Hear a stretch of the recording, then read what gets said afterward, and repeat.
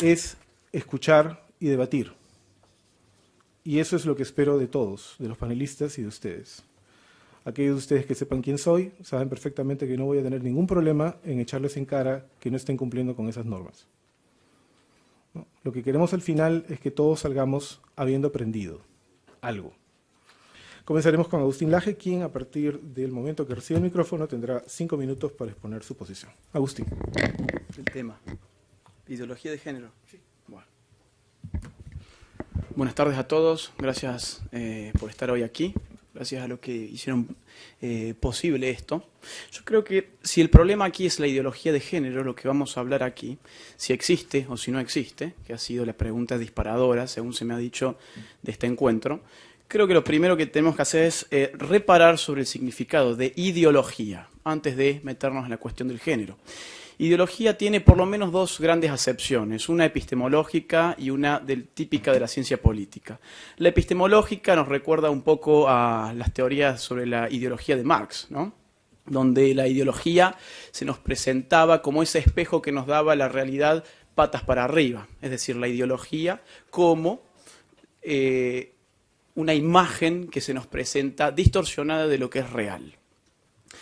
La acepción de la ciencia política, que podemos reparar en cuestiones como el mito soreliano, como las teorías hegemónicas de la CLO, etc., nos habla más bien de la ideología como un sistema de ideas, falaces o no, esa no es la preocupación de esa acepción política, sino que es un sistema de ideas que le puede dar identidad a un grupo político dado. Una acepción que habla sobre la potencia cohesionadora de un sistema ideológico de ideas sobre un grupo social. En ambas grandes acepciones, tanto la epistemológica como la típica de la ciencia política, la ideología de género es efectivamente ideología. ¿En qué sentido? Primero que nada porque en la pretensión de explicar la realidad sexual del hombre, limitándonos a su realidad cultural, que es, como vamos a ver, lo que ha llevado a la instancia que hoy vivimos en la discusión de la ideología de género, esta va a contrapelo de lo que las ciencias duras nos afirman sobre la sexualidad humana. Lo primero que se le enseña a un médico en la facultad de medicina es a distinguir el cuerpo de la mujer y el cuerpo de un hombre. Un médico que no sepa eso no puede hacerse cargo del cuerpo humano. Entonces, la ideología de género, insisto, va a contrapelo de ciencias como la morfología, la anatomía, la fisiología, la neurología, las ciencias médicas y biológicas. Las ciencias que paradójicamente somos a las que recurrimos nosotros cada vez que nuestro cuerpo tiene alguna falla. Son las ciencias a las cuales estamos en deuda eterna con ellas por las expectativas de vida, por ejemplo, que hoy podemos tener y por el conocimiento del cuerpo humano que nos han legado. Esta ideología, ¿qué afirma? Afirma que la sexualidad está desarraigada de la naturaleza y que es una construcción cultural. Ustedes dirán, bueno, en verdad no es tanto así. Leamos, si no a las feministas de la tercera ola, leamos, por empezar, a Simone de Beauvoir en Segundo Sexo, no se nace mujer, llega aún a serlo, la frase que se inmortalizó. ¿Qué es lo que supone? Que una mujer cuando viene al mundo no es mujer hasta que no la hace. ¿Quién la hace? Un sistema cultural. Monique Wittig, cuando dice la mujer no existe, claro, no existe como dato natural, es la construcción de un sistema que la hace ser mujer. Y el último grito de la moda, lo que es ideología de género, Judith Butler, el género en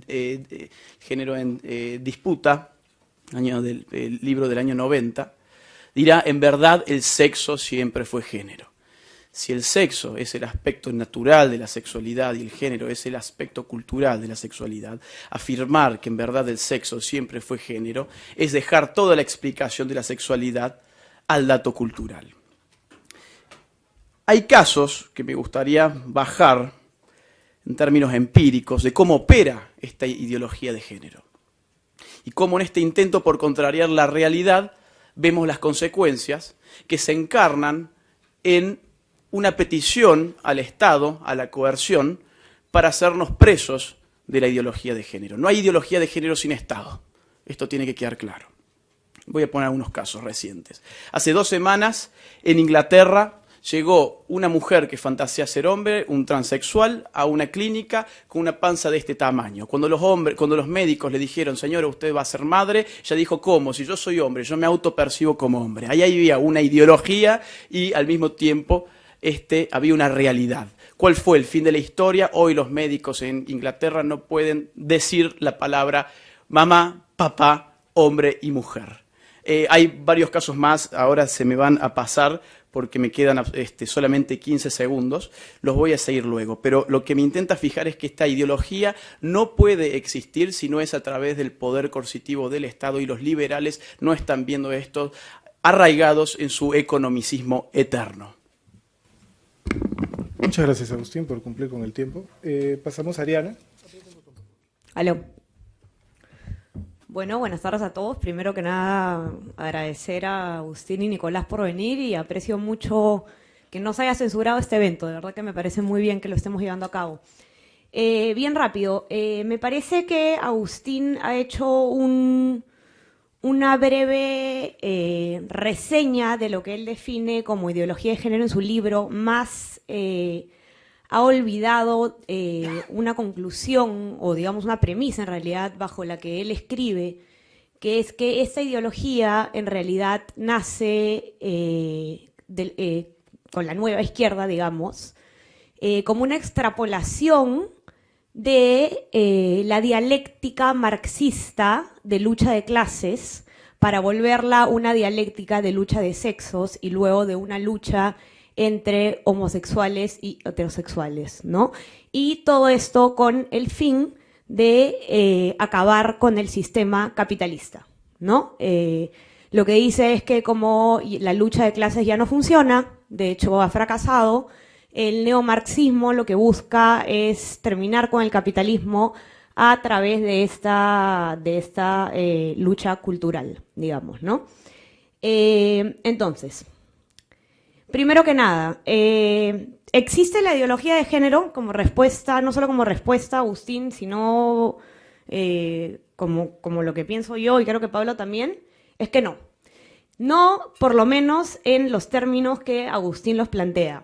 No como una causa, la causa LGTBI y la causa feminista no son un pensamiento único organizado que tiene una agenda cuyo fin es destruir el sistema capitalista a través de la dialéctica o de la lucha de sexos o la lucha de orientaciones sexuales, ¿no?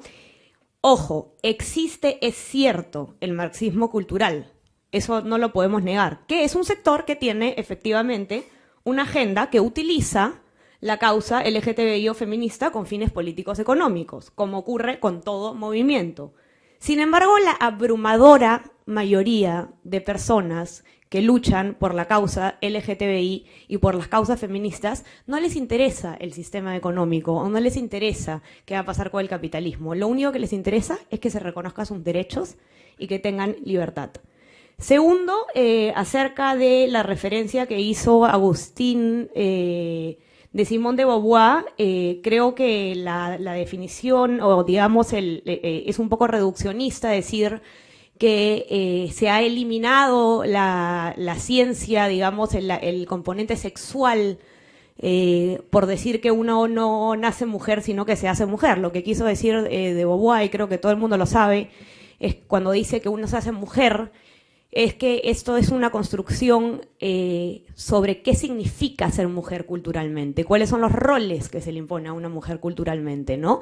Que creo que acá todos lo sabemos, o sea, vemos acá todas las piernas depiladas, ¿no? Vemos acá las mujeres con sostén, creo que no es muy difícil, y otros roles un poco más agresivos y, bueno, ¿no? O sea, yo creo que Beauvoir no ha querido decir que no importa qué genitales tengas o no, sino cuáles son los roles que se te imponen por los genitales que tienes entre las piernas. Segundo, ¿existe en el Perú la ideología de género? Porque ese es el tema que está en boga acá, ¿no? Si en el currículo escolar existe la ideología de género. En el currículo escolar, y ustedes lo pueden comprobar, está en la página del Minedu, no existe ni dialéctica ni lucha de sexos, no se habla de pedofilia, que es algo que se habla en el libro de Agustín y de Nicolás, y mucho menos habla con acabar con el capitalismo. De hecho, este es un gobierno de derecha. De hecho, cito en la página 22 del currículo, este enfoque se relaciona principalmente con los principios de inclusión, equidad, calidad e igualdad de género y en ningún momento se habla de lucha de sexos entre hombres y mujeres.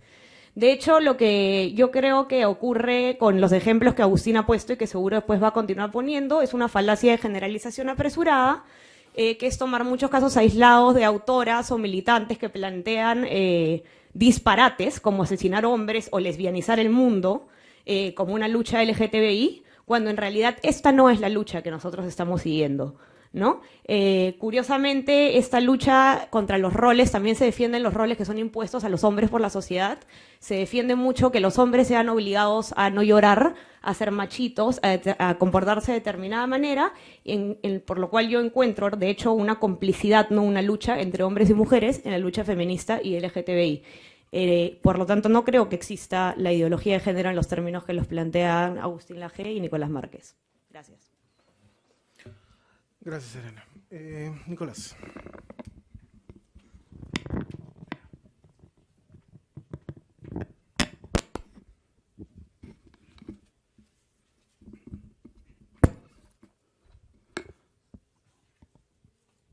Usted me avisa cuando falte un minuto, por favor. Bueno, muy buenas tardes a todos y también agradezco a los contertulios que están aquí polemizando con nosotros y agradezco mucho al doctor Quintanilla que ha tenido la valentía y la fortaleza de resistir los embates de las organizaciones de izquierda, que ahora me acabo de enterar no tienen nada que ver con los grupos LGTB, pero que estaban inmensamente preocupadísimos con que desenmascaremos en este debate la ideología de género.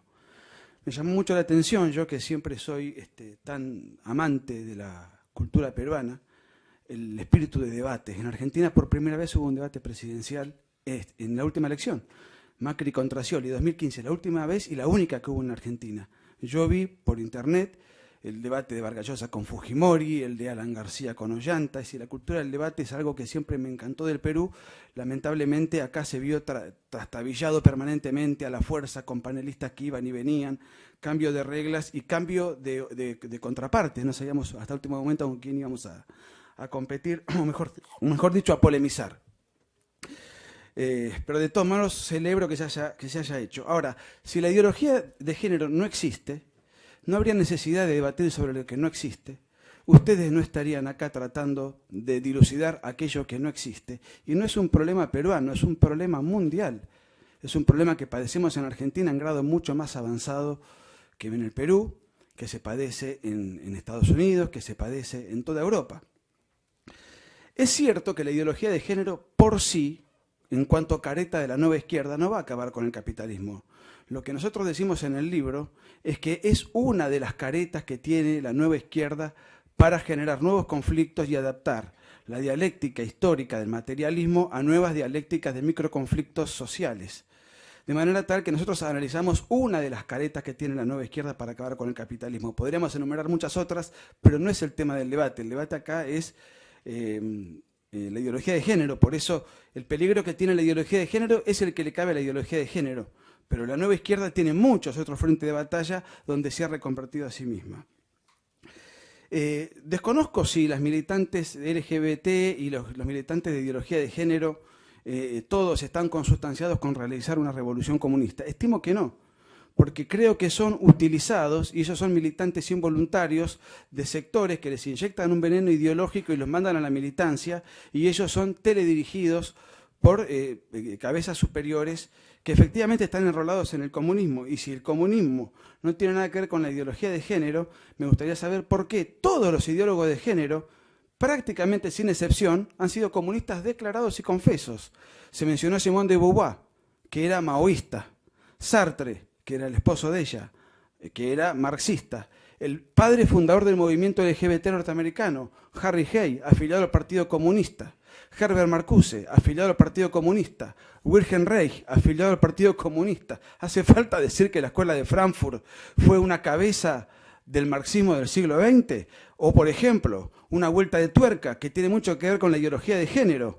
y que es un poco el patriarca doctrinal de la progresía contemporánea, Michel Foucault, afiliado al Partido Comunista en 1953.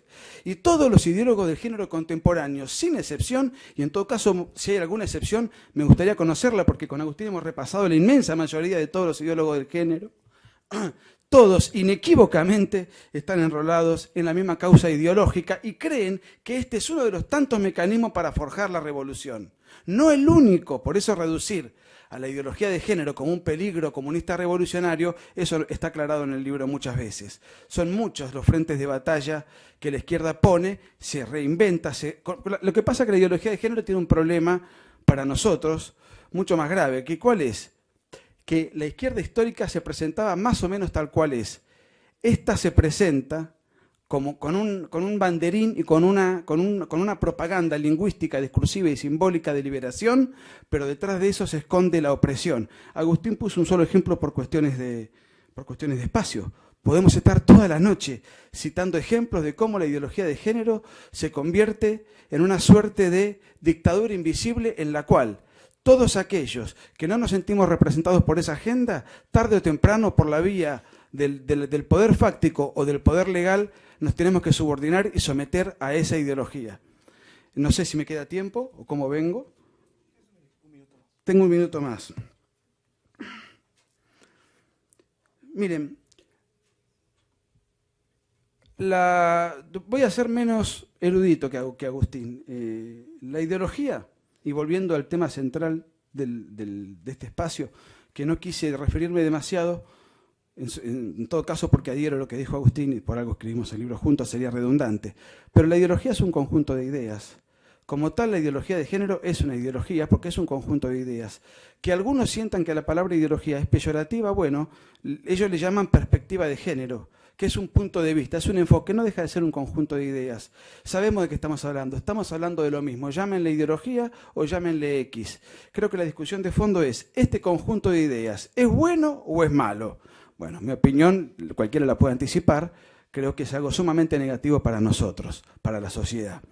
Esa es una reflexión final que contesta la pregunta o el interrogante de si la ideología de género es o no una ideología. Pero quise decir todo lo anterior porque con esto solo, con un minuto me alcanzaba para responder, creo yo, ese ítem. Gracias.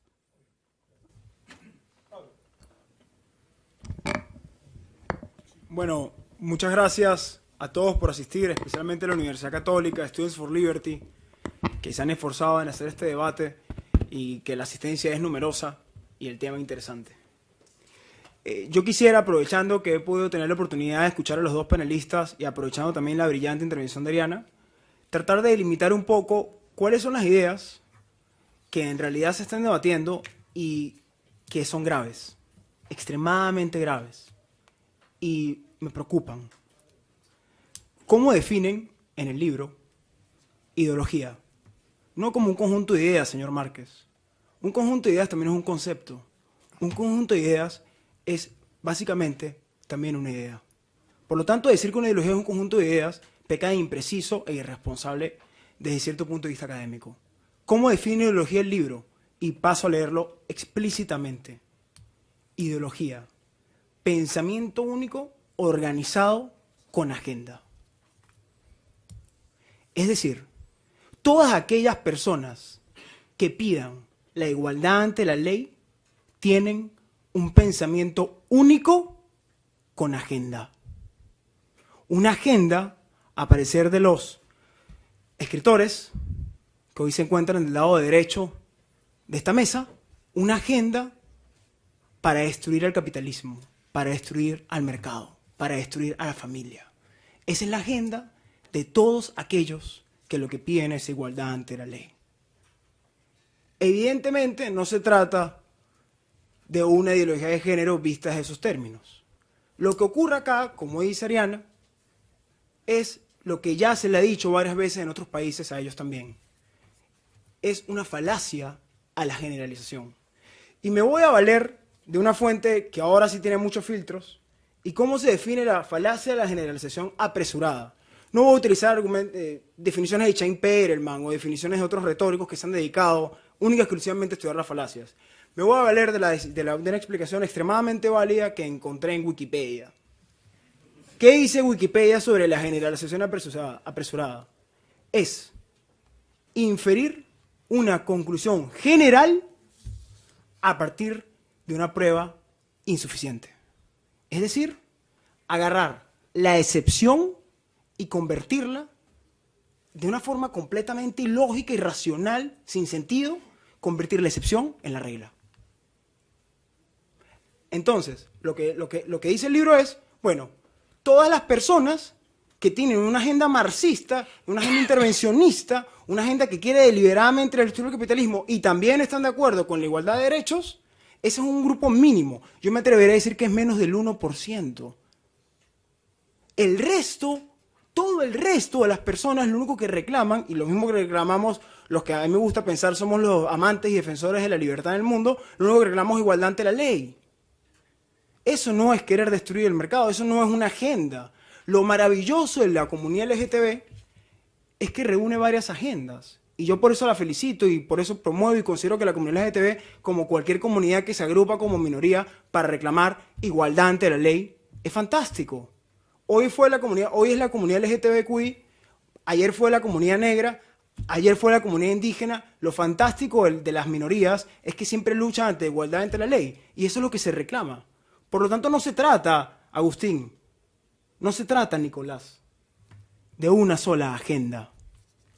En todo caso, si me pidieran a mí a preguntar, bueno, Pablo, ¿y cuál es la agenda? ¿Cuál es la agenda de todos aquellos que demandan igualdad ante la ley? Yo diría que la única agenda es libertad. Libertad de decidir con quién quieres estar, libertad de decidir con quién quieres definirte. Por lo tanto, nosotros, y soy enfático en esto, no cometamos, les pido por lo menos al público, porque por lo visto yo espero de verdad que después de esto haya un segundo libro. Siempre es muy interesante ver cómo autores se retractan sobre sus ideas. Siempre ha sido divertidísimo. Kelsen es famoso por haberlo hecho, por ejemplo. Yo espero que en el segundo libro reconozcan que en verdad ha sido un error considerar y lo de género y engarrar a todo el mundo, meterlo con un saco. Me queda un minuto, ese es el problema de los venezolanos. Somos como Chávez, nos encanta agarrar un micrófono y no soltarlo. Sorry, de verdad, por eso. Pero en todo caso, lo que sí yo invito es, y pido, que no cometamos nosotros también esta falacia a la generalización apresurada, estas malas costumbres de muestras cegadas, de agarrar un ejemplo, una excepción, y utilizo el ejemplo de Agustín, que decía, ¿no?, que la señora que fue a la clínica en Inglaterra reclamaba porque ella estaba bajo un esquema de ideología de género. Es decir, Agustín, es liberal entonces decirle a esa señora que esa señora no puede considerarse como ella quiere realmente considerarse. La libertad en todo caso está, a mi juicio, y con esto termino, en que cada quien se pueda definir. Y creo que en realidad eso es lo que pide la comunidad LGTB, que los dejen vivir en paz, que los dejen, que tengan los mismos derechos y dejen de tratarlos así. Muchas gracias. Muchas gracias. Un minuto, por favor, una coordinación mínima entre los ponentes. Vamos a continuar. El orden en la segunda ronda será como sigue. Primero Ariana Lira, luego Agustín Laje, luego Pablo Sánchez y finalmente Nicolás Márquez. Cada uno 5 minutos en los mismos términos. Invoco a mencionar lo menos posible, hacer lo menos personal posible cualquier intervención. Eso es lo único que invoco. Por lo demás, agradezco vuestra participación tan ordenada y vayan poniendo sus preguntas, por favor, que mientras más rápido las reciba yo, más fácil es procesarlas para que los ponentes les puedan responder. Comenzamos con Ariana. Bueno, sí, perdón por el pequeño cambio de orden. Nuestra contraparte quiere cerrar el debate, así que no tenemos ningún problema con eso. Decía la contraparte, no estoy segura si es que fue Nicolás o Agustín, que son marxistas maoístas, las autoras de las luchas, digamos, de las causas LGTBI feministas, ¿no? Me sorprende mucho, de verdad que de Nicolás no, pero de Agustín Laje, un reconocido ex liberal, diría yo, no sé si es que continúa él considerándose liberal, que se olvide de tantos liberales y personas defensoras del libre mercado como son McCloskey, Rothbard, por Dios, el padre del anarcocapitalismo, Ian Vázquez del Cato Institute, liberales peruanos como Gersi, Bullard, Federico Salazar, todos han defendido las causas feministas y los derechos LGTBI. ¿Por qué? De nuevo, porque para la gran abrumadora mayoría, el espectro económico no tiene nada que ver. Acá estamos hablando de un tema de libertad. Y sí, existen muchísimos ejemplos, muchísimos autores, muchísimos militantes que tienen una agenda política económica, que tienen una agenda de lucha de sexos, pero esto nuevamente, como decía Pablo, es una generalización, ¿no? Lo que yo creo es que Agustín se ha creído un poco el cuento, no lo digo en el mal sentido, sino que él ha entendido que esta lucha es una lucha exclusiva del marxismo, ¿no? A mí personalmente, que no soy marxista y muchos lo saben, no me importa si mañana el marxismo quiere luchar algo, ya sea por estrategia política o no, con lo que yo coincido, ¿no? Uno tiene principios, uno tiene convicciones, y no importa qué espectro político económico tengan detrás, ¿no? Yo creo en la libertad, yo creo que las personas LGTBI, yo creo en las causas feministas, y eso no me hace a mí marxista, no me hace a mí seguir ninguna ideología de género. ¿Qué pasa? Las luchas, y es lo que no he entendido la contraparte, no se monopolizan. Las ideas no se monopolizan. Basta con ver la portada del libro que ha escrito la contraparte. No sé si todos la han visto, pero es una bandera gay con el Che Guevara encima, con la boca pintada. Es decir, si tú defiendes la causa gay, eres el Che Guevara. Un homofóbico declarado, además, ¿no? Aquel que está creando dialéctica, aquel que está creando lucha, son Lajes y Márquez, ¿no? O sea, de hecho, basta con ver el salto lógico en una simple portada de libro, ¿no? Sobre el heteropatriarcado capitalista, ¿no? O sea, yo sigo diciendo, ¿qué tienen que ver temas económicos con esto? Ok, hay gente que tiene esta agenda. Yo misma he tenido una discusión con un militante de la comunidad LGTBI que me dijo que yo no tenía derecho a defender a la comunidad LGTBI por ser una persona pro libre mercado, ¿no? O sea, esta persona está de acuerdo con Agustín Laje, ¿no? O sea, Agustín Laje ha caído en la trampa de que la lucha por la libertad es un monopolio del marxismo. Y me da pena, Agustín, que te dejes robar las luchas. Disculpa, lo retiro. Me da pena que en general haya gente que crea en la libertad que se deje robar las luchas, ¿no? En cuanto al tema de la destrucción de la familia tradicional que supuestamente busca la ideología de género, porque según sostienen los autores, la familia tradicional heterosexual es el sostén del capitalismo. Yo creo que otra vez estamos con la generalización apresurada, ¿no? Yéndonos con autoras que se van a disparates como ese, ¿no? Acá que buscamos lo que queremos, la libertad. Buscamos que haya el tipo de familia que a cada quien le dé la gana. Si a mí me provoca tener una familia, casarme con una mujer, tener hijos, no tener hijos, el concepto de familia tradicional no es un concepto único. Nosotros defendemos los conceptos de familia infinitos que pueden existir y la manera de organizarnos que nos dé la gana. Si es que el señor Agustín Laje cree que debería existir solamente un único modelo de familia, en realidad eso a mí me suena más marxista que liberal, ¿no? Me suena un poquito más autoritario. En fin, lo que yo creo es que si varias de las propuestas de la lucha LGTBI o del feminismo se aceptaran mañana habrían personas más libres que hoy. Y yo creo que eso es más importante que entramparse en discusiones teóricas, en discusiones ideológicas, sino que lo que interesa en realidad es la libertad. Y creo que Agustín ha tenido una lucha tan fuerte con el marxismo que ha puesto su antiizquierdismo por encima de su pro-libertad, ¿no? Y repito, la lucha económica acá es una minoría. Nosotros lo que queremos es libertad y que cada quien pueda ser reconocido con la igualdad de derechos. Nada más. Muchas gracias. Muy bien. Agustín. Bueno, parece que esto más que un intercambio sobre ideología de género es un intercambio sobre Agustín Laje. agradezco mucho, sin embargo, tu énfasis y tu interés por mi persona. Mira, yo te diría un par de cosas. Número uno, hay que releer a Rothbard y no un solo Rothbard. Tenés que leer al último Rothbard, engañado por la New Left. Y ustedes se parecen bastante a esa New Left que le sacó gente a Rothbard. Y después incluso Rothbard, en uno de sus últimos años, hace un modelo psicológico que bien encaja con ustedes. Te lo sugiero que lo leas, te puedes ver frente a un espejo hermoso.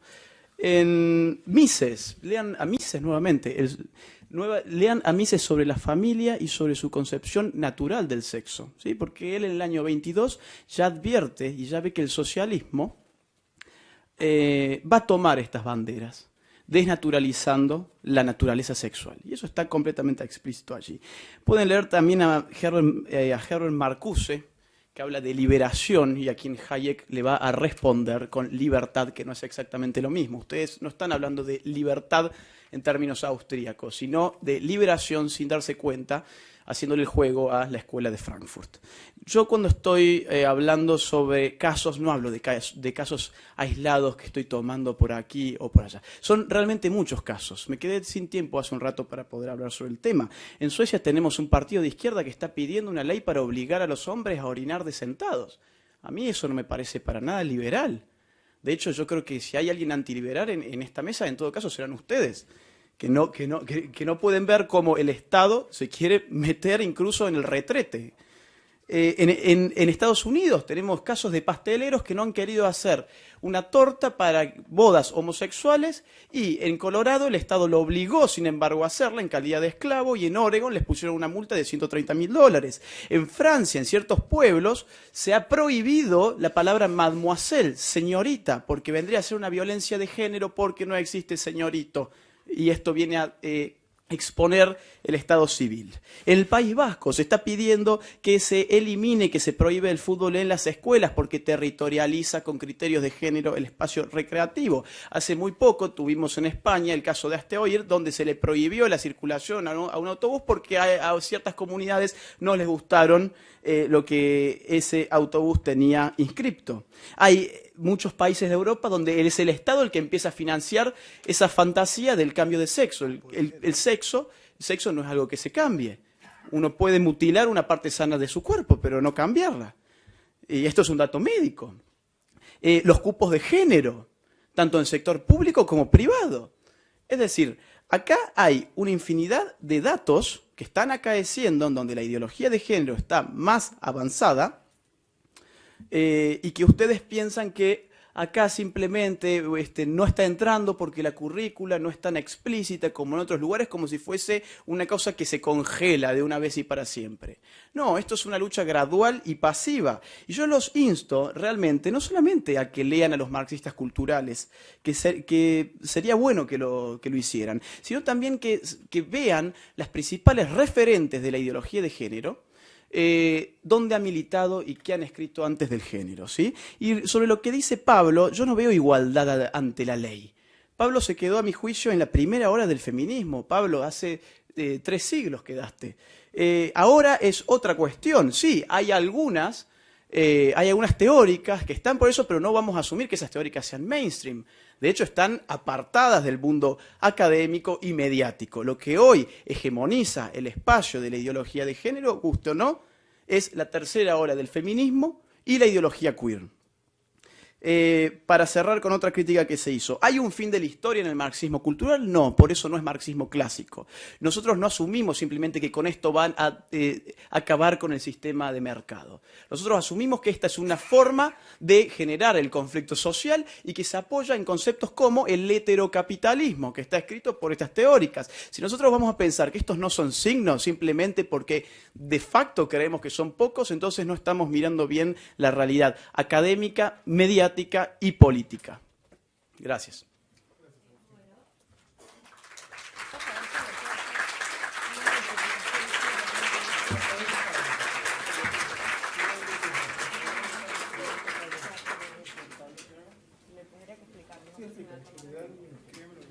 Que se está equivocando si nosotros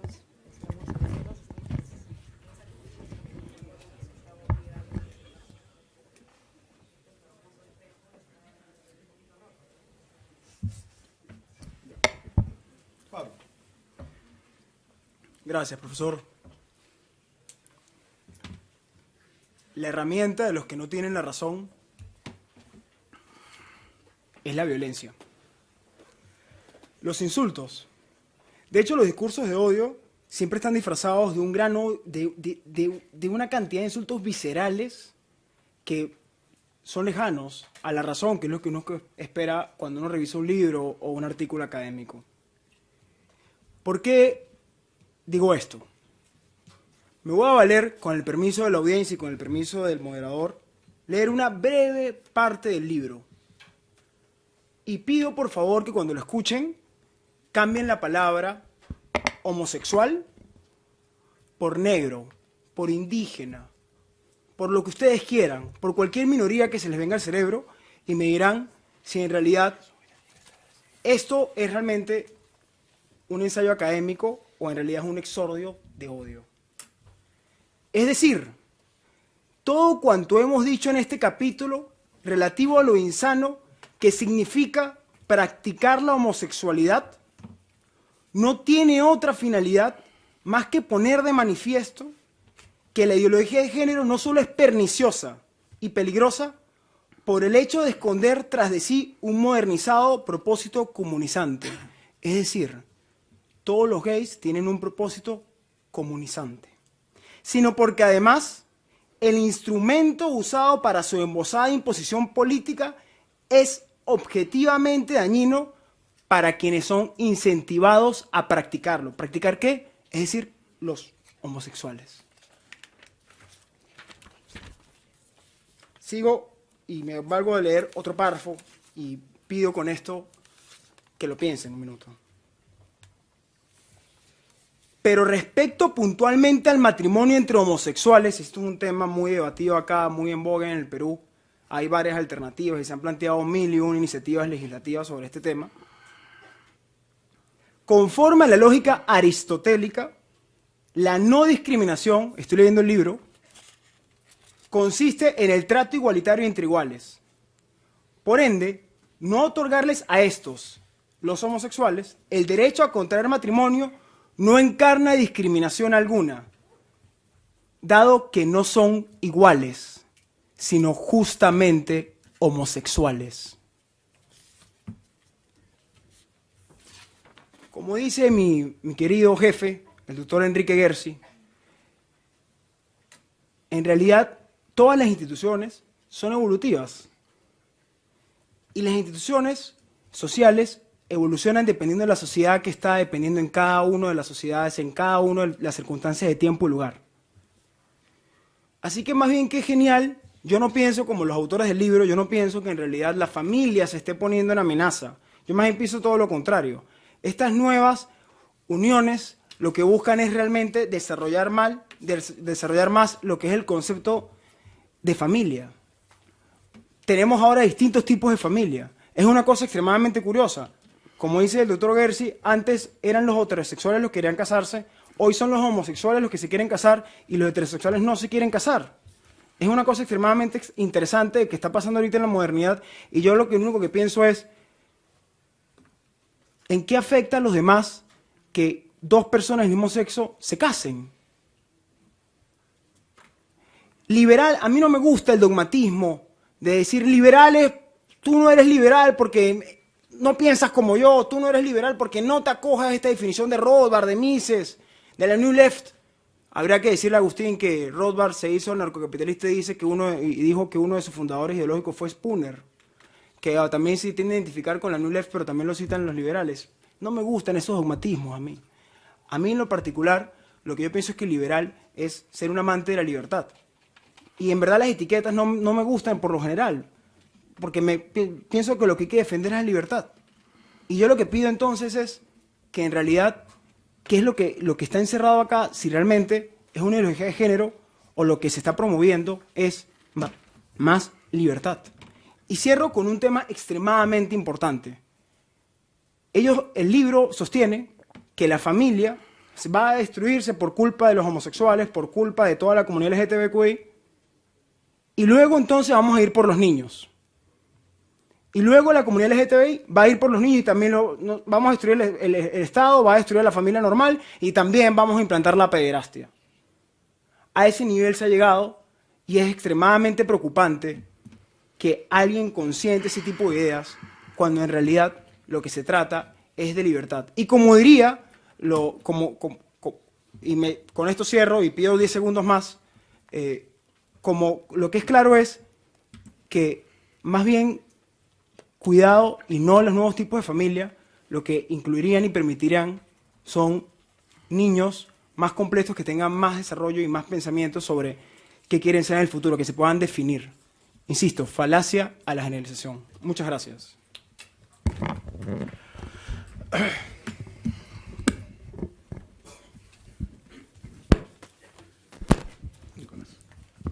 Muy bien. Bueno, se habló tantas cosas que hice algunas anotaciones. Por empezar, le quiero agradecer a Pablo el énfasis que puso en valorar todo aquello que tiene que ver con el nivel académico y me sorprendí cuando citó como fuente a Wikipedia. Pero cuando yo hablo de ideología, no es un invento mío, es lo que dice la Real Academia Española. Podés coincidir o no, pero en los que hablamos español tenemos un monopolio, seguramente como liberal no te va a gustar, pero es lo que hay en nuestra habla. La ideología es un conjunto de ideas conforme a la Real Academia Española. Te puede gustar o no, anda a pelearte con la Real Academia Española. Pero Wikipedia no es el mejor organismo para retrucar una definición objetiva de un significado. Acá se habló de la igualdad, etcétera, etcétera. Acá se está confundiendo algo que es básico en materia liberal. Una cosa es la igualdad ante la ley, que nadie se opone, y otra cosa es la igualdad mediante la ley, que es lo que propone la ideología de género y es la quinta esencia del marxismo. Se la pasaron diciendo que lo que nosotros acusamos como LGBT, como movimientos de ideología de género emparentados con la izquierda son la excepción. Tengo todo el listado de ideólogos de género, son todos comunistas. Pedí que me nombren al revés, una excepción de quien no lo sea, hasta ahora no lo pudieron hacer. Se mencionó también, no mezclemos las palabras, negro, indígena, LGBT, esto, etcétera, etcétera. Textual palabra dice Foucault en la microfísica del poder. Tenemos que alentar los derechos de los negros, de los indígenas y de los LGBT, teledirigidos obviamente para la causa de Foucault. Pero lo que pasa es que los militantes no lo saben. Textuales palabras que dice Foucault en la microfísica del poder. Por eso, uno de los principales voceros, ideólogos de la Escuela de Frankfurt, Herbert Marcuse, que los liberales deberían leer, no tienen que leerse tanto a sí mismos, por eso después desconocen tantos asuntos.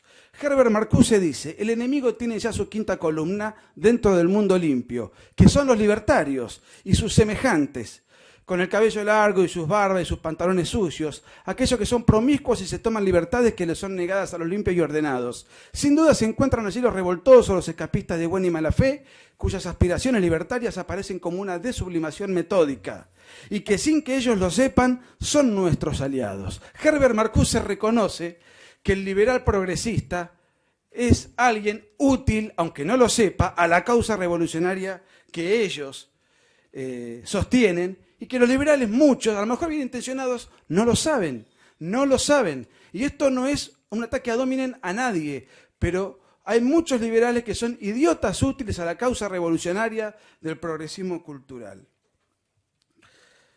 Respecto de lo que Pablo citó, lo escribí yo en el libro, dijo, reemplácenlo por negro. Cuando yo digo que lo homosexual, que la práctica homosexual es insana, lo que él no dijo o no leyó, o si lo leyó, obró en mala fe, porque otra cosa no me queda, es que hay un capítulo posterior donde yo explico por qué es insana la práctica homosexual.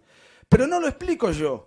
Yo transcribo los informes de la ONU, del Ministerio de Salud de Estados Unidos, del Ministerio de Salud de Canadá, del Ministerio de Salud de Inglaterra, del Ministerio de Salud de Argentina, del Ministerio de Salud de España. Desafortunadamente, un homosexual tiene 700 veces más propensión al suicidio, enfermedades que se contagian por todo concepto. Tengo 10 páginas, ¿quieren que las lea? No me alcanzan los 5 minutos. Están en el libro. En conclusión, un homosexual por su práctica, desafortunadamente y con mucho dolor, vive 25 años menos promedio en el mundo occidental. ¿Qué es una práctica insana? No es una chicana, es un dato objetivo, certificado y confirmado por todos los ministerios de salud del primer mundo, empezando por los informes del CDC de los Estados Unidos de América. Sacar eso como un salpicadito aislado de una página, realmente junto con las citas a Wikipedia, envilece el debate y es una pena, porque es muy propio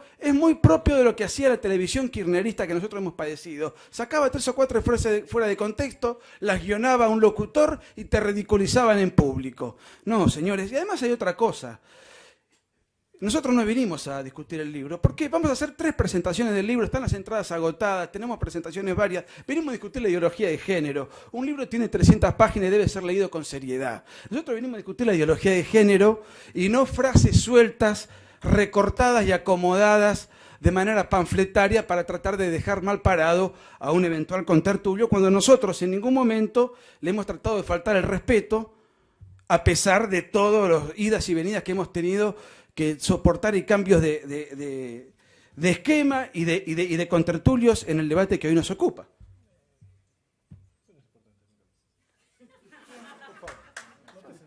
¿Cómo?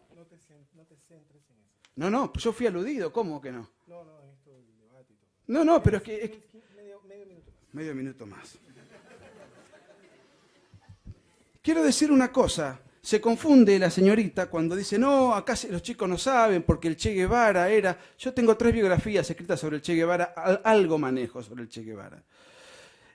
No era homofóbico el Che Guevara porque la homofobia no existe. La homofobia es una fobia clasificada en los manuales de psiquiatría. Cualquiera que tenga una fobia tiene que ir al manual DSM-4, DSM-5 de psiquiatría y vea si existe la homofobia como tal. Lo que el Che Guevara sostenía dentro de su imbecilidad mental es que el homosexual no se concebía con el nuevo hombre revolucionario y por ende había que castigarlo en campos de trabajo en la península de Guanacabibes. Eso era, por otra parte, el marxismo clásico lo adoptó en China, lo adoptó en la Unión Soviética y lo adoptó en la dictadura de Cuba. Por eso el libro es el libro negro de la nueva izquierda, porque la nueva izquierda no opera así. Los militantes LGBT van en una mano con la banderita multicolor y en la otra mano con el Che Guevara. Entonces, caricaturizando esa paradoja, es que nosotros hicimos esa tapa del libro. No porque no conozcamos quién fue el Che Guevara, que si querés podemos conversar con todo gusto y estamos dispuestos a debatir quién fue el Che Guevara, que algo sé. Gracias. No, por favor.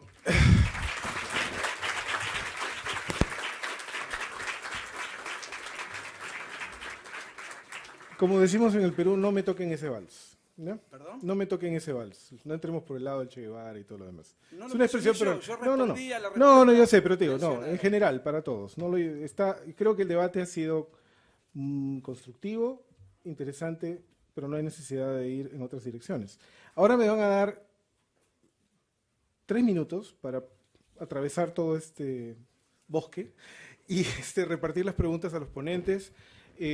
Agradezco muchísimo, como dice Nicolás, a los contertulios, no es como lo decimos acá, pero me gusta, debo decirlo, por un debate que ha sido interesante y que ha mantenido las formas que solicitamos se mantuviesen. Entonces, por favor, 3 minutos y reparto las preguntas a los presentes. Muchas gracias. Muchas gracias por la paciencia. Hemos terminado el arduo proceso de organización de las preguntas. De antemano les digo, el método va a ser muy sencillo. Hay 6 preguntas por lado. Cada una de ellas tendrá 2 minutos. Vamos a alternar. Vamos a comenzar por mi derecha y luego vamos a pasar a mi izquierda. Cada uno voy a enunciar una pregunta para que la responda cualquiera de los dos. El punto, y esto es una cuestión bien importante, por favor, es que no todas las preguntas se pueden procesar. Algunas son repetitivas, hay varias que son muy iguales, y entonces la formulación no necesariamente va a ser exactamente la que han hecho, pero se ha tratado de ser lo más equitativo posible, ¿de acuerdo? Y hay algunas que simplemente no han sido aceptadas por los ponentes, lo cual está con tertulios, lo cual es absolutamente válido también. Sienten que no tienen una respuesta para eso y entonces no han aceptado la pregunta. ¿De acuerdo? Entonces estamos tratando de mantener el orden lo más posible y hacer que todo el mundo se sienta cómodo. Y ese es el punto a partir de este momento. Entonces, vamos a comenzar por mi derecha. Voy a leer la primera pregunta. Ahora nos están bañando en aguas heladas para que le bajemos la intensidad al asunto. Muy bien. Además, una cosa que quiero mencionar es me parece sensacional, la Universidad Católica que siempre habla de la internacionalización, que siempre habla de buscar su sitio en América Latina. Personalmente me encanta la noción de que haya aquí gente de los dos extremos de nuestro continente, ¿no? de la patria grande, y siempre el placer de hablar, quejarnos y hasta maltratarnos verbalmente en el mismo idioma, ¿no? Enriquece nuestra posibilidad de ser latinoamericanos. Entonces eso me parece muy simpático. Quería mencionar eso para además bajar la temperatura de todo. Muy bien. Se afirma que hay, para ustedes, se afirma que hay formas naturales de cómo comportarse, exactamente como la naturaleza prescribe comportamientos. ¿Cómo ustedes acceden a lo que quiere la naturaleza? ¿No es anticientífico pensar que la naturaleza posee una mente? La naturaleza no posee una mente, posee un orden. Si yo me autopercibo como un pajarito y me tiro del cuarto piso de la universidad, me voy a estrellar contra el piso, pero no por designio de un patriarcado o de una intolerancia inquisitorial, sino por designio de la naturaleza. Hay un orden natural, esto está claro, sino que alguno de los que descrean del orden natural se tire del cuarto piso autopercibiéndose como un cóndor a ver cómo le va. Es muy sencillo, digamos, decía Aristóteles que al que pregunta lo obvio no hay que explicarle sino castigarle, pero de todas maneras nosotros liberales que somos explicamos hasta lo obvio. Lo que quería comentar es lo siguiente: el orden es la recta disposición de las cosas según su fin, y lo natural es aquello que nos es dado. O sea que el orden natural es la recta disposición de las cosas según su fin, es la recta disposición de las cosas según su fin, conforme a aquello que nos ha sido dado. ¿Y por qué nosotros comemos por la boca y no por la oreja? Hagan el esfuerzo y el trabajo de comer por la oreja. Además de no alimentarse, van a tener un dolor de oído. ¿Por qué razón? ¿Qué capricho tiene el oído? ¿Cuál es el impedimento? Es sencillamente una constitución natural de cada uno de nuestros órganos, de nuestro cuerpo, de nuestra biología, de nuestra psicología, de nuestra morfología, de nuestra anatomía, que nos dispone a que nuestro diseño tenga una finalidad. Por supuesto que podemos apartarnos de esa finalidad. Por supuesto que podemos elegir otras alternativas. Hay gente, y esto se llama coprofagia, que elige en lugar de comer alimentos, comer materia fecal. Y esto existe. Y esto es dañino. Lo puede hacer, tiene la libertad de hacerlo. Le respetamos plenamente la libertad de hacerlo. Lamentablemente las consecuencias de violentar el orden natural las va a pagar esa persona con su salud. Pero existe un orden natural y es a eso a lo que nos referimos, ¿no es cierto? A aquello que nos ha sido dado y a la recta disposición de las cosas según su fin. Gracias. Siguiente pregunta para la contraparte, como lo puso la persona que lo envió. ¿Es acaso el último argumento del que cada uno se defina como se sienta, incluso en contra de su naturaleza física, biológica, neural, subjetividad completa?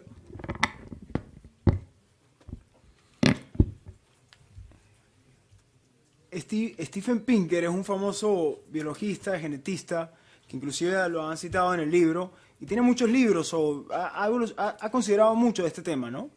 Y dice que en verdad cualquier ser vivo tiene tanto características innatas por su naturaleza, es el orden natural que está hablando Nicolás, y el problema es reducirlo todo al orden natural.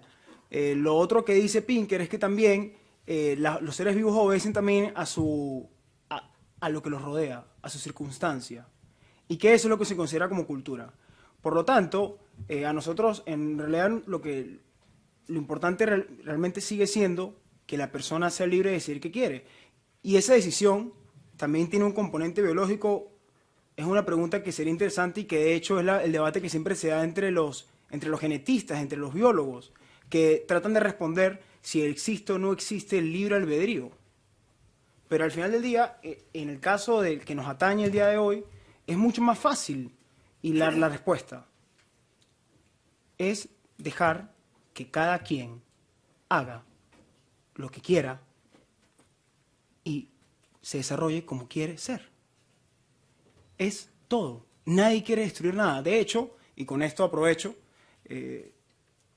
nosotros sí hemos conocido personas parte de la comunidad, en verdad son personas que sufren porque sufren discriminación, sufren burlas, y en realidad lo que se tiene que evitar es este tipo de cosas, porque en realidad allí es donde ocurre la discriminación. Y no se trata de decidir si es una homofobia o no homofobia, lo cierto es que lo que hay es un gran mensaje de intolerancia cuando se impide que las personas puedan manifestarse como quieren manifestarse. Es decir, si dos personas del mismo sexo quieren estar juntas, ¿cuál es el problema? Muchas gracias, Pablo.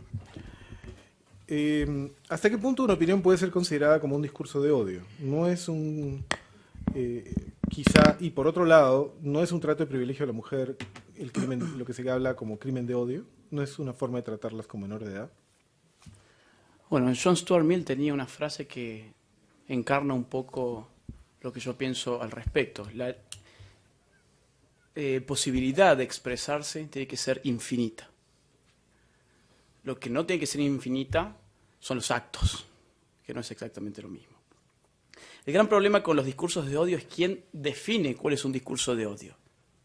Por ejemplo, yo cité el caso de Hazte Oír, un bus que lo sacan de circulación porque dicen que tiene un discurso de odio. ¿Definido por quién? Tenemos el caso de Alan Elliot, en Canadá, que fue preso 6 meses por discutir por Twitter con feministas. ¿Por qué? Porque dijeron que tenía un discurso de odio. Entonces, ¿hasta qué punto esto del discurso de odio no es una excusa para coartar la libertad de expresión? No es una pieza más de ese engranaje, que puso sobre la mesa Hayek en su camino de servidumbre. Poner al Estado a controlar la manera en que hablamos me parece una cosa muy peligrosa desde este punto de vista. Tenemos estados que no solamente se meten con la prohibición de ciertas palabras, sino que quieren crear neolenguas. Algo tan espontáneo, y los chicos seguramente lo saben, ya lo habló Hayek y toda la escuela austríaca, y de antes igual, no hay nada más espontáneo que la lengua. Entonces, que hoy venga, por ejemplo, el Estado sueco a imponer el vocablo gen, que no tendría género frente a hon y han, a mí me parece una intromisión que con la libertad no tiene nada que ver. Yo coincido con Pablo, 2 personas del mismo sexo que se quieren tienen que estar juntas y son libres para hacerlo. Coincido completamente. Una persona que se quiere autopercibir como mujer siendo sexualmente un hombre, tiene toda la libertad de hacerlo. Lo que no tiene la libertad es de hacernos partícipes al resto de sus propias fantasías. Y eso es lo que se está haciendo aquí. Muchas gracias, Agustín. ¿Cuál es el concepto de libertad para mi izquierda? ¿Cuál es el concepto de libertad y de igualdad que manejan? El Estado y la sociedad peruana promueven odio, asesinatos hacia la comunidad LGTB como para hablar de comunidades marginadas.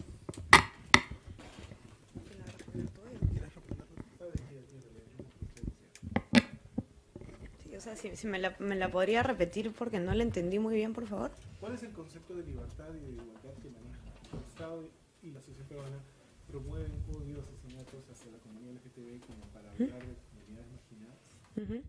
Bueno, el concepto de libertad e igualdad que manejamos Pablo y yo en realidad es bastante simple, ¿no? La libertad implica hacer lo que tú quieras con tal de que no dañes a otro, ¿no? Y hacer lo que tú quieras también con responsabilidad de tus actos, ¿no? O sea, tú vas a hacer lo que quieras, pero vas a tener alguna responsabilidad que ya puede ser una sanción moral, como puede ser una sanción social, como puede ser una sanción legal. Y, bueno, libertad de hacer, como digo, lo que te dé la gana sin que eso afecte a nadie más. Y nuestro concepto de igualdad es un concepto de igualdad ante la ley, por supuesto. Ahora bien, ¿qué pasa? Ocurre mucho, y eso creo que es innegable y no creo que nadie en este auditorio pueda decir lo contrario, es que en la vida real ocurre mucho que la igualdad legal no se cumple en la realidad, ¿no? Creo que preguntaban si el Estado promovía o políticas de odio contra la comunidad LGTBI, creo que iba por ahí la pregunta. No creo que el Estado promueva asesinatos, etcétera, hacia la comunidad LGTBI para nada, en realidad. Me parece una pregunta bien rara. Sí, es que son comunidades marginadas, por supuesto que creo que son comunidades marginadas, ¿no? No solamente porque la contraparte decía que, bueno, los homosexuales pues se morían a los 25 años o no sé qué tanto, pero ¿por qué se mueren? Porque están expuestos a una sociedad homofóbica, porque son asesinados muchas veces por el hecho de ser homosexuales. No es que se mueran necesariamente por SIDA todo el tiempo, como la contraparte hace énfasis una y otra vez en el libro. Por supuesto que creo que es una población marginada porque no tienen los mismos derechos que tenemos las demás personas, ¿no? Entonces creo que esa es no sé si es que se entendió bien la pregunta, ¿no? Pero eso es lo que creo. No se promueven asesinatos desde el Estado de la sociedad peruana. Sí existen personas que promueven, de hecho, un cura hace poco ha mandado a matar lesbianas, ¿no? Pero no creo que exista del Estado de ninguna manera una persecución a la comunidad LGTBI ni nada por el estilo, ¿no? Vamos a pedirle al decano que compre otro micrófono la próxima vez para antes que se vaya. Si la homofobia se calificaría entonces, por ejemplo, es un poco difícil, no se entiende muy bien la letra, disculpen. ¿La calificaría entonces, por ejemplo, los crímenes de odio a la comunidad LGTB? Bueno, ahí habla esa pregunta de crímenes de odio y discursos de odio, según... Sí. Bueno, digamos, el fetiche propagandístico de los intolerantes cuando hacen alusión al discurso de odio es exactamente el mismo que hacía el castrismo cuando reformó el habla oficial en Cuba cuando hablaba de los discursos contrarrevolucionarios. Entonces empiezan a modificar el lenguaje y es el Estado interviniendo en el habla. Lo que pasa que antes el Estado... La intervención del Estado en el habla la imponían los comunistas, ahora lo ponen aquellos que se dicen liberales y son funcionales a los comunistas. Respecto de los crímenes de odio, quiero comentarle a la señorita unos datos que son de su propio país, no son de mi país. Entre el año 2013 y el año 2016, una organización de izquierda, por supuesto, como PromSex, denunció que hubo 38 homosexuales asesinados y dice, crímenes de odio, homofobia, todo el fetiche lingüístico propagandístico propio de la extrema izquierda y aceptado críticamente por el centrismo liberal bien pensante. ¿Qué dice PromSex? 38 homosexuales fueron asesinados, crímenes de odio, homofobia, etc. Luego advertimos que de esos 38, 20 fueron asesinados por su pareja. O sea, por un homosexual que por riña, celos, qué sé yo, mató a su pareja. O sea que ahí no existe homofobia de ninguna característica ni ninguna motivación de matar a alguien por el mero hecho de tener una sexualidad distinta. Que por otra parte, el asesino tiene la misma sexualidad de la víctima. O sea, pareciera ser una homofobia intestina en el mismo seno de la comunidad.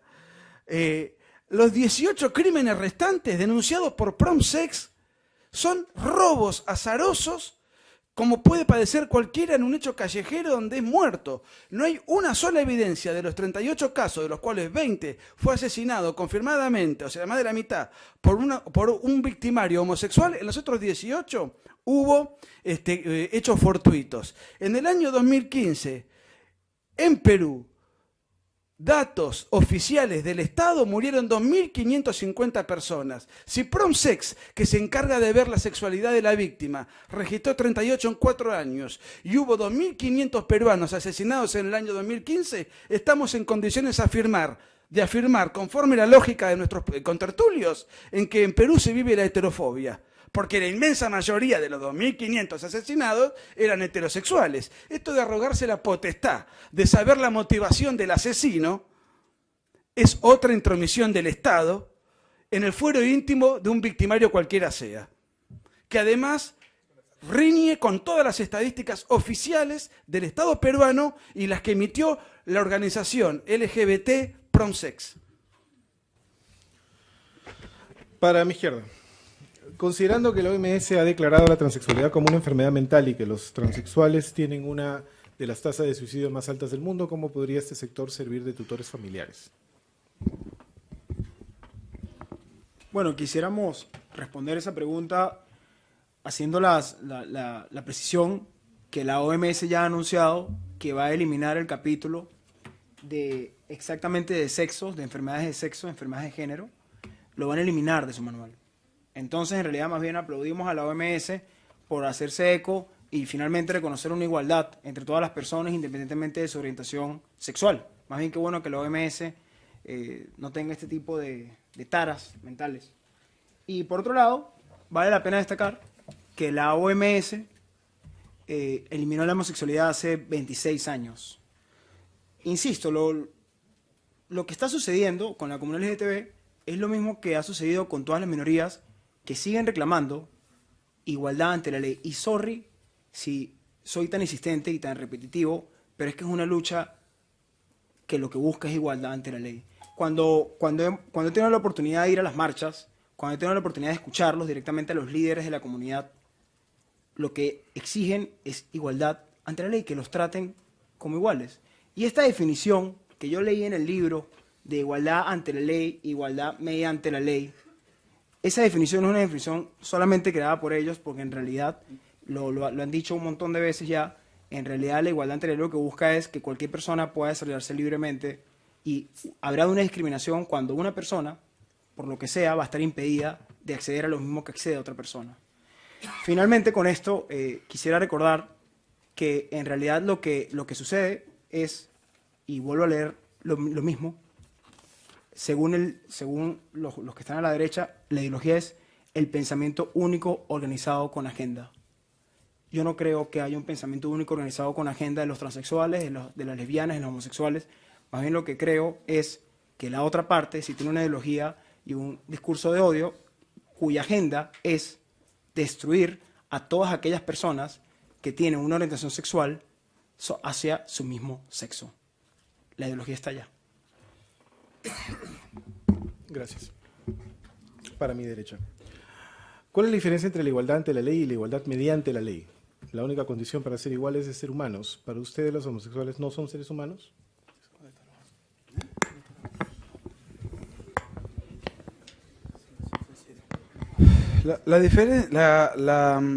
La igualdad ante la ley es sencillamente que todos tengamos los mismos derechos ante la ley. Es una cosa bastante sencilla. La igualdad mediante la ley es otra cosa. Por ejemplo, si yo, que soy un varón, tengo los mismos derechos de un varón. Ahora, por ejemplo, en Argentina, si yo me autopercibo como mujer, a pesar de no ser mujer, se produce la igualdad mediante la ley. O sea, la ley fabrica que yo soy mujer, aunque no lo sea, y yo me puedo jubilar 5 años antes que un varón. Esos artificios, este ejemplo doméstico, pone en manifiesto lo que es la igualdad mediante la ley. Vamos a poner un ejemplo liberal para contemporizar con los amigos. Si el señor gana 10 y yo gano 5 y los dos estamos amparados en un mismo régimen legal, con los mismos derechos de ganar y vender los dos cada uno botellas de agua mineral, y él gana 10 y yo gano 5, la igualdad mediante la ley es, mediante la ley, que es una igualdad socialista, con la cual no comparto, y no es técnicamente una igualdad, es que yo le saque 2,5 a él por medio del Estado y me sea dado a mí, y los dos ganamos 7,5. O sea, la igualdad ante la ley es, todos tenemos un marco jurídico para desarrollar nuestras potencialidades. Después, cuánto llega uno, cuánto llega el otro, es otra historia. Y finalmente quiero decir lo siguiente. La discriminación, o sea, tampoco se puede incurrir en el fetiche demagógico de que todos tenemos los mismos derechos, porque no es exactamente así, y voy a poner un ejemplo extremo. Todos tenemos los mismos derechos ante la ley, tenemos igualdad ante la ley cuando tenemos las mismas condiciones. Por ejemplo, ¿tiene un ciego derecho a reclamarle al Estado un carnet de conducir? No. Desafortunadamente el Estado le puede negar el carnet de conducir, porque no es un igual, y esto no es peyorativo. Tiene que tener el trato dignísimo en todos los órdenes. No puede manejar. No puede manejar y sería un acto de igualitarismo demagógico darle un automóvil a un ciego. No puede conducir. Entonces, quiero señalar esto, que nadie está en contra, y además en ningún momento nadie está en contra de que cada uno elija la vida afectivo-sexual que le plazca. En el libro está dicho repetidas veces, y vuelvo al libro a pesar de que el debate no es por el libro, pero se han fanatizado con el libro. Nosotros en todo momento sostenemos y subrayamos el derecho a que cada uno tenga la plena libertad para llevar adelante su vida afectivo-sexual que le plazca en el marco de la intimidad. Eso no quiere decir que peticione derechos que la naturaleza le niega. Por ejemplo, un ciego, la naturaleza le niega reclamarle al Estado el carnet de conducir. Y eso no le quita dignidad, es sentido común. Gracias. Para mi izquierda. ¿Por qué excluyen la legalización de la pedofilia como una de las medidas que podría desembocar, en la que podría desembocar la libertad de elección? ¿No es la libertad lo que se propone?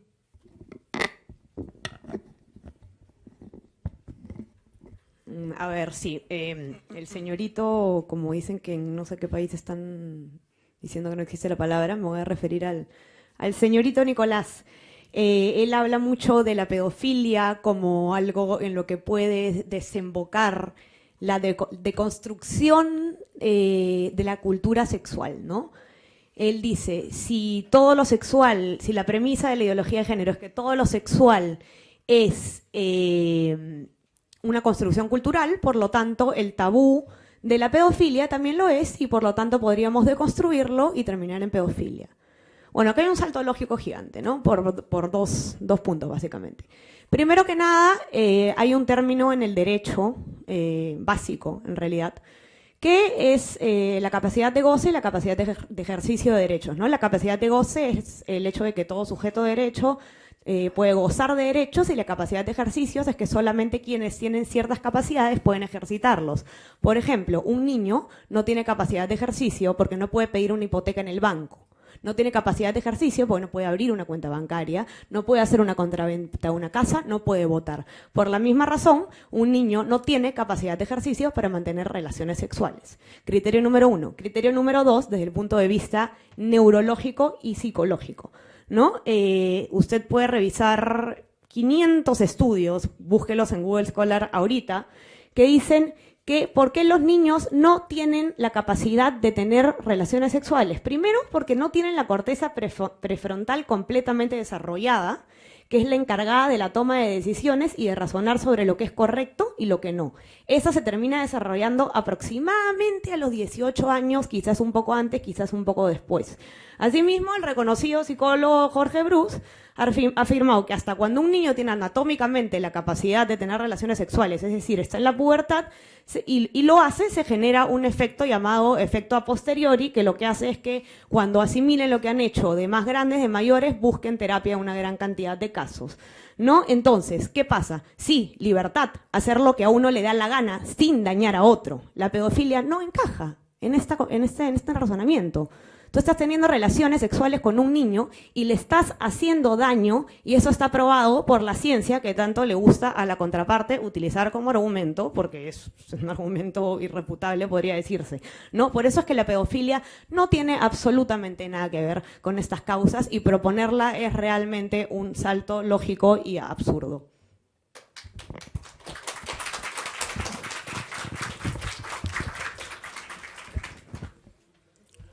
Última pregunta para mi derecha. ¿Podría profundizar en el tema en que es de lo que están vinculando con el neomarxismo cultural y activismo de género? ¿Qué medios usan para estas difusiones? Bueno, marxismo cultural o neomarxismo es el resultado de la crisis histórica, filosófica del marxismo clásico, que se encarna sobre todo en el pensamiento de Antonio Gramsci y de la Escuela de Frankfurt, que pasa de la lucha de clases a la lucha cultural, que es la de este tipo. Ellos están viendo, sobre todo en los años 50 y 60, desde Estados Unidos, que el obrero ya no les responde más y que ha sido absorbido por la burguesía. Entonces, cuando dicen tenemos que empezar a buscar nuevos sujetos de la revolución. Es una extrema síntesis.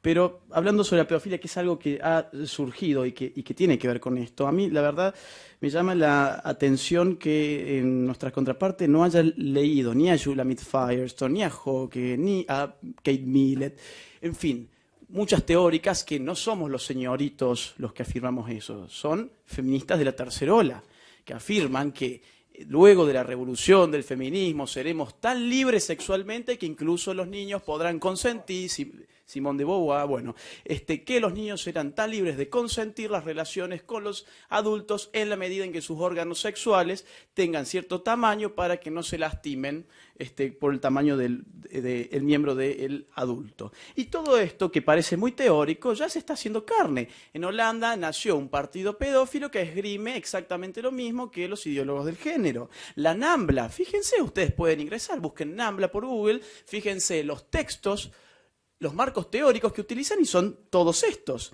En Alemania, en Holanda, el feminismo ha sacado solicitadas en favor de grupos pedófilos. En Argentina, Jorge Corsi, quien elaboró las leyes de género, se les encontró videos teniendo relaciones sexuales con menores, y el tipo desde la cárcel dijo: todos estos cambios sexuales de acá a 10 años van a hacer que lo que yo hice, y por lo cual yo estoy ahora preso, sea normal. Es decir, esto no es algo que yo digo. De hecho, para mí también es completamente antinatural y aberrante la pedofilia, sin lugar a duda. Pero si nosotros deconstruimos la sexualidad afirmando que es simplemente un constructo de la cultura, ¿dónde quedan los límites para la sexualidad? Tenemos otro tipo de casos, la zoofilia, que se legalizó en Canadá. Ahora en Suecia se está pidiendo la legalización de la necrofilia, es decir, el sexo con los muertos, o incluso el incesto, que es el sexo con los familiares próximos. Insisto, lean la otra parte. A mí me encanta Ayn Rand, Hayek, Mises, etcétera, y son mi marco teórico. Pero si nos quedamos en eso, podemos ser quinta columnista, como afirmó Herbert Marcuse.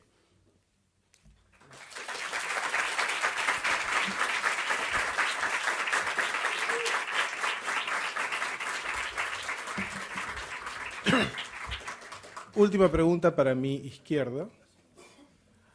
Si es que aceptan, ¿cómo ustedes trazan la diferencia entre los que promueven la causa de manera limpia y los que sí son marxistas? Pues si tanto apelan a la libertad para mantener su postura, ¿por qué no dejan libertad a los que piensan distintos?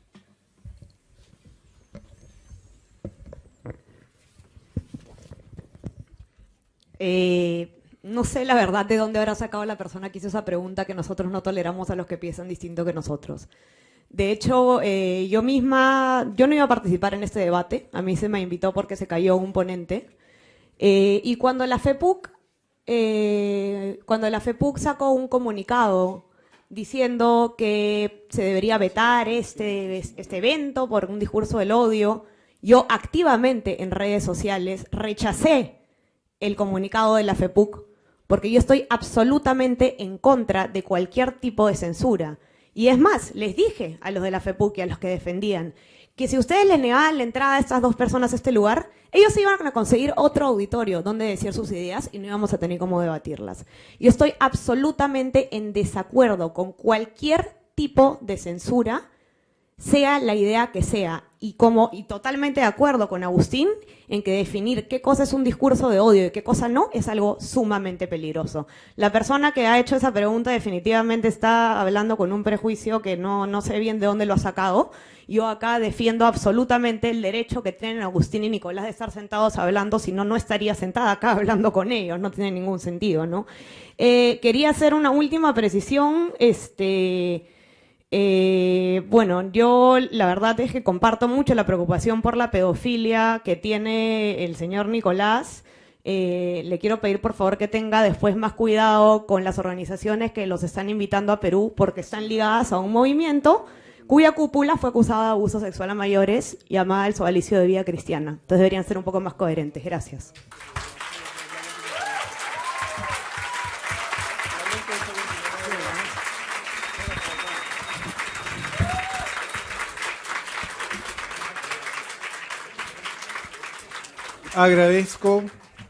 Agradezco muchísimo, primero, la confianza que ha habido en ponerme aquí adelante. No he tenido que usar estas tarjetas, lo cual me hace, la verdad, muy feliz.